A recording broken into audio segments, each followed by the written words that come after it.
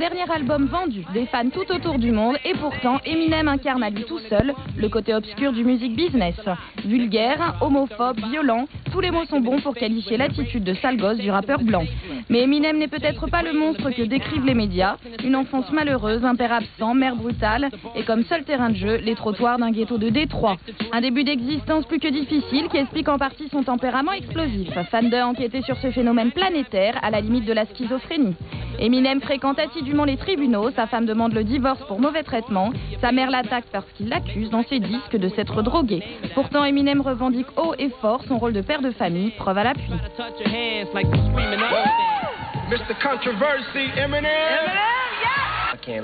Je ne vais oublier personne ce soir et surtout pas ma petite fille sans qui je ne serai pas là. Merci bébé, papa t'aime.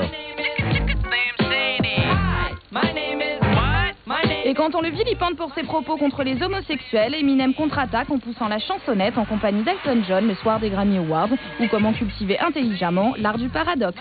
Idem pour les stars qu'Eminem prend un malin plaisir à allumer au détour de chaque chanson. Il s'est souvent moqué de Britney Spears, mais déclare dans la presse, à qui veut bien l'entendre, qu'elle le fait craquer.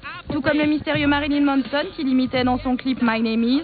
Aujourd'hui, il chante sur scène avec lui et l'a même invité dans sa nouvelle vidéo. Et quand il s'en prend aux Backstreet Boys ou à NSYNC, ça ressemble beaucoup plus à une blague de collégien qu'à une véritable insulte. Une firme américaine vient même de commercialiser un jouet à son effigie avec une jolie tronçonneuse. De toute façon, Eminem ne provoque pas uniquement pour choquer. Explication.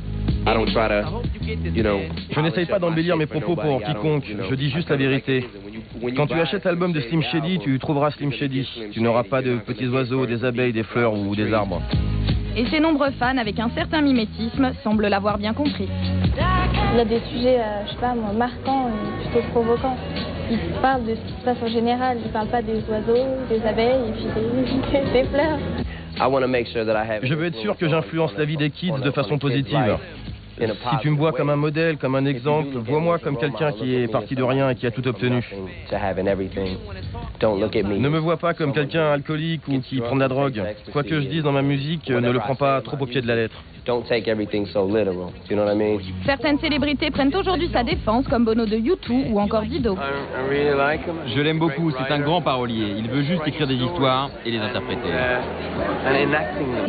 C'est juste un mec bien, tout comme son entourage. Je le respecte en tant qu'artiste. C'est le droit d'un artiste d'écrire des histoires. Quand j'écoute le rap d'Eminem, je ne retrouve rien de ce que je n'ai pas déjà lu dans les journaux.